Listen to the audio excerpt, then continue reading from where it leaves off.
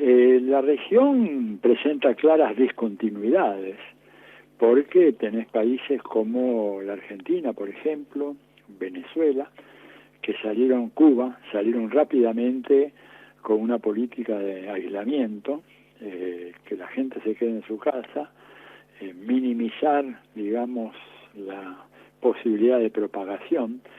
Y tenés otros casos en los cuales predominó una actitud negacionista, fíjate, sin ir más lejos, en Brasil, pero también en Uruguay, con el nuevo gobierno de Lacalle Pou, en donde las actividades continúan así con absoluta normalidad, entre comillas, lo de normalidad, ¿no? Pero, sí, claro. Y bueno, luego caso de México, que es sorprendente, un personaje como López Obrador, que es un hombre sensato, serio, así, sin embargo cayó, no sé, víctima de una creencia, ¿cómo te diría? Yo no sé, mágica, de que el virus no existe y que en realidad se puede prescindir de estas medidas de aislamiento. Y por supuesto, algunos gobiernos como el de Estados Unidos, ¿verdad?, que han llegado a extremos y están empezando a pagar los costos, Luisa, de esta actitud. Entonces, el panorama es muy diverso. En Chile, por ejemplo, prácticamente se tomaron las primeras medidas restrictivas, que son bastante laxas en fechas muy recientes, y bueno, ahora cabe esperar el desenlace de todo esto, pero estamos viéndonos en el espejo de Nueva York, ¿no? Claro. El negacionismo allá se está pagando, en Estados Unidos se ha generado una situación hipercrítica en materia sanitaria, nunca se había visto, ni siquiera con las Torres Gemelas, ¿no? Sí. Así que un panorama realmente muy complicado. Hay que pensar que esto además no es algo que se va a resolver de la noche a la mañana. Creo que la cuarentena va a durar un poco más de lo que se dijo originariamente. De hecho, ya ha sido extendida, probablemente vuelva a ser extendida próximamente, porque no hay, por ahora, no hay medidas efectivas, ¿verdad? No existe la vacuna. Además, si ya está la enfermedad, la vacuna no te sirve, ¿no? Que está infectado, sí. Una vez que se infectó, la vacuna no le va a resolver. La vacuna tiene que tener un efecto preventivo. De manera tal que, bueno, quedan montones de dudas, sospechas sobre la génesis de todo esto. Hay una entrevista muy linda que tal vez la hayas visto, que le hicieron a Noam Chomsky hace poquito, hará una semana, un poco más, 2 semanas. Él está muy mayor ya, ¿no? Sí. Y habla muy despacito, pero básicamente se entiende lo que dice. Además hay está en inglés, te lo ponen abajo la leyenda porque es casi inaudible. Pero lo que él dice es que los grandes laboratorios y el gobierno norteamericano tienen perfectamente identificado este virus, tienen la secuenciación, tienen el genoma, tienen todo. Y que si no se dedicaron a hacer la vacuna, fue porque, bueno, no era negocio hacer la vacuna o distraer fondos de emprendimientos más rentables, que son los emprendimientos que tienen que ver con la producción de medicamentos para enfermedades cardiovasculares o para la producción de ansiolíticos y en general remedios para el sistema nervioso, o remedios que tienen que ver con las dificultades de los varones mayores en términos de su vida sexual, que son los 3 grandes rubros con los cuales la industria farmacéutica norteamericana hace sus mejores ganancias. Y esto lo dejaron de lado. Y él entonces habla de la responsabilidad del gobierno de Estados Unidos y de los otros gobiernos europeos en no hacer que los laboratorios se dediquen a investigar y a explorar y a buscar vacunas y retrovirales ante lo que todo el mundo sabía que iba a venir, que era una pandemia, y bueno, y esto es un poco lo que estamos pagando ahora, ¿no? Claro, yo te escucho y tratando de despojar, sí, toda mirada conspirativa, que de todas maneras creo que hay algo de conspiración, pero digo, tratando de sacar eso, lo que sí me parece que queda tremendamente expuesto es digamos, la perversidad del sistema capitalista. A propósito de esto que vos decías, no investigar sobre determinadas posibilidades que ciertas y que están demostradas que se han dado, como esta pandemia que está digamos amenazando la existencia en todo el mundo, y sino dedicarse a lo que entienden que es redituable o rentable, ¿no? Eso marca un costado de una perversión del capitalismo tremendo. Y después las diferentes reacciones también, ¿no? Donde, bueno, habrá que reflexionar cómo salimos de esto y cuál es el mundo que viene, porque está claro que hay diferencia respecto del tratamiento de la pandemia, respecto de la cantidad de víctimas, respecto de los sectores que van a poder salir indemnes y aquellos que no. Claro. Mirá, yo creo que en relación a lo primero, un sistema que hace de la salud y de los medicamentos objetos de lucro, bueno, no hace falta ser un gran teórico ni adherir a las tesis más radicales del pensamiento socialista para decir que es un mal sistema, digo. Podés ganar dinero con otras cosas. Ahora, cuando, por ejemplo, vos tenés como en Estados Unidos un problema grave de déficit de camas de hospital, ¿no es cierto? Y ahí yo estuve leyendo un informe de la Asociación Nacional de Hospitales de los Estados Unidos, en donde ellos explican que se había producido una reducción de casi el 40%, ¿verdad?, en el número de camas, porque habían establecido que el equilibrio que garantizaba la buena rentabilidad del sector era tener el 90% de las camas ocupadas. Como en un hotel, ¿viste? El hotel, la rentabilidad del hotel, si vos tenés ocupación 75, no ganás plata. Si tenés 90, bueno, ya estás en una línea de ganancia. Entonces, redujeron las camas. Y ahora el problema que hay en Estados Unidos, uno de los problemas que hay, es que no van a tener suficientes camas y mucho menos suficientes ventiladores, o sea, camas preparadas para funcionar conjuntamente con respiradores artificiales ante una pandemia que, según los cálculos, puede llegar a mandar al hospital a 1 millón de personas o puede mandar casi 3, ¿verdad? Y cuando vos tenés que las camas con ventilador en este momento calculan son unos 68.000, bueno, evidentemente acá ha habido un problema muy grave. Pero además la cosa, Luisa, es más elemental. Por ejemplo, no hay suficientes mascarillas en Estados Unidos. ¿Vos podés creer eso? ¿Por qué? Bueno, porque estos señores empezaron a tercerizar la producción de mascarillas porque salían más baratas fabricarlas en China e importarlas a Estados Unidos. Entonces no hay fábrica ya de mascarillas en Estados Unidos. Están tratando de reconvertir rápidamente los talleres y las fábricas que producen las t-shirts, o sea, las remeras, las poleras, a ver si pueden producir las mascarillas, porque necesitan, ellos calculan, en el caso de que la pandemia dure un poco más de lo que se supone, necesitan más o menos unas 10 mascarillas por habitante, ¿verdad? Son 410 millones de habitantes, necesitarían 4.100 millones. Bueno, y en este momento las reservas de mascarillas no llegan a no sé, una cifra ridícula, ¿verdad? Ridícula, tanto así que no alcanzan para Nueva York.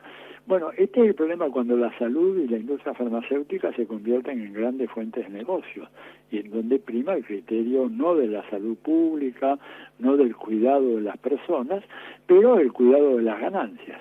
Y yo creo que por eso el mundo que se viene va a ser un mundo muy diferente al que hemos conocido, ¿no? Yo no tengo el borrador, ni el esquema, ni los trazos gruesos de lo que va a ser eso, pero indudablemente va a ser un mundo en donde se va a replantear prácticamente todo, porque junto con la pandemia tenés los efectos de un parate económico fenomenal.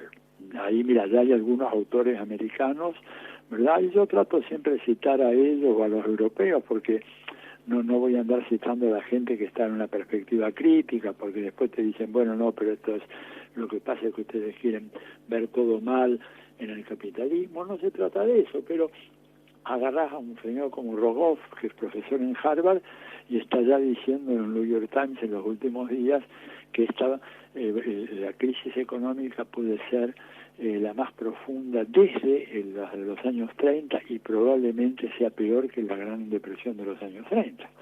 Entonces, el otro tema que se viene es una reorganización de la economía mundial, y eso tiene paradojalmente un efecto positivo para la Argentina, porque nosotros que antes aparecíamos como los niños malos en un jardín de infante poblado de buenos angelitos, ahora caemos en la cuenta, y el mundo cae en la cuenta, de que todo el mundo está endeudado, que Estados Unidos está endeudado, que los europeos están, que la Argentina también está, y que ninguno está en condiciones de pagar. Esa es la otra cosa. Ninguno, nadie está en condiciones de pagar.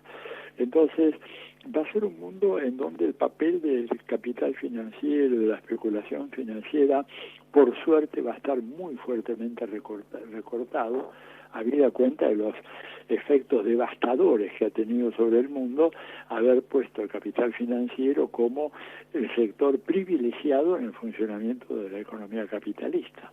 Sí, en lugar de acentuar el papel de la producción de bienes y servicios,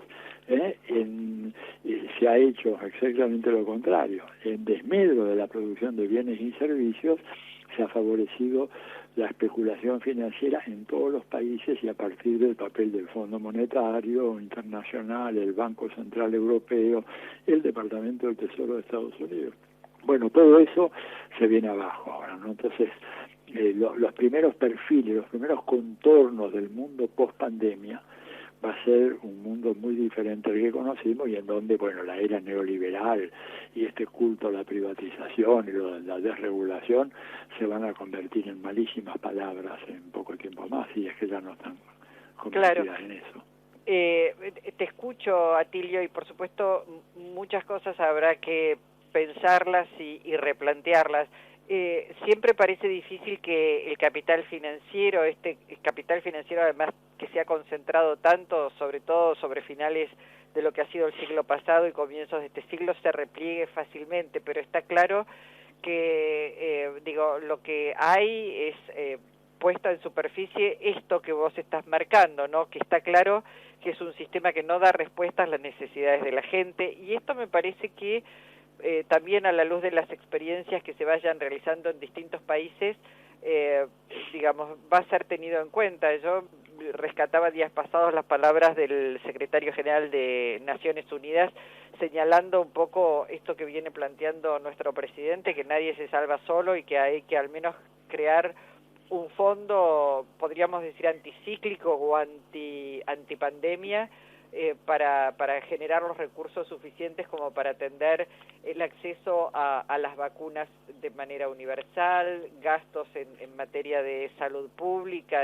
que un fondo que implique el 10% del Producto Bruto Mundial, ¿no? Bueno, me parece que algo por lo pronto se va a modificar, no sé si demasiado radicalmente, pero sí ponerle cierto límite a esto que nos lleva a un mundo invivible.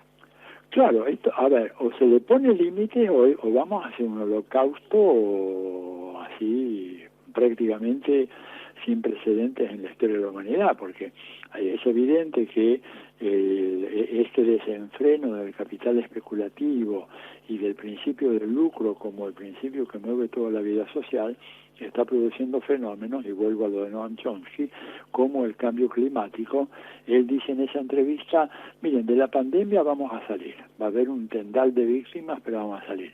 Pero del cambio climático no sale nadie, ahí no sobrevive nadie, porque se acaba la vida en el planeta. Entonces, vamos a hacer que el mundo esté regido por el principio de la ganancia empresarial, o vamos a construir un mundo donde haya otros valores, en donde el cual, bueno, la gente, nadie dice que no debe ganar, pero evidentemente este mundo de hoy, Luisa, es insostenible. Un mundo donde en el Foro Económico de Davos se presenta un informe en donde se demuestra que el 1% más rico de la humanidad tiene más recursos, más dinero, más riqueza que el 99% restante. No hace falta hacer un premio Nobel de Sociología para darte cuenta que ese mundo es inviable, que no puede durar, no solo por la destrucción de la vida social, sino por la destrucción medioambiental. Entonces, yo creo que va a ser un mundo muy diferente. Y vos decías algo muy importante, esta gente va a poner resistencia, claro, van a poner una resistencia tremenda. Pero bueno, pero ahí va a estar la fortaleza del Estado y de los movimientos sociales y de los partidos políticos que van a tener que salir a disputar este terreno una vez que termine la cuarentena en diferentes países, para desde la presión popular organizada, consciente, ¿no es cierto?, en las calles, hacer posible que haya estos cambios, ¿verdad?, que se requieren para salvar a la humanidad, porque si no, vamos, te digo, Chomsky, lo de Chomsky es realmente muy triste ver el balance de un hombre ya de 92 años diciendo, de la pandemia vamos a salir, pero si no paramos el cambio climático, de ese no se salva nadie. Entonces, yo creo que en situaciones excepcionales se requieren políticas excepcionales, y creo que en la Argentina debemos ir marchando hacia eso, ¿verdad? Ahora estamos pidiendo que los más ricos dejen de ganar tanto, que ganen pero no tanto,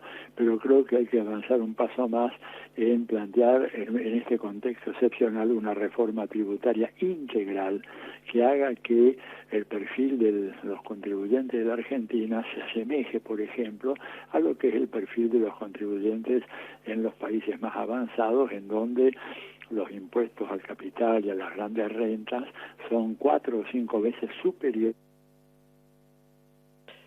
Ay, qué lástima, ¿eh? Me parecía que se venía cortando, veníamos perdiendo la voz. ¿Te perdimos, Atilio? Sí, lo perdimos.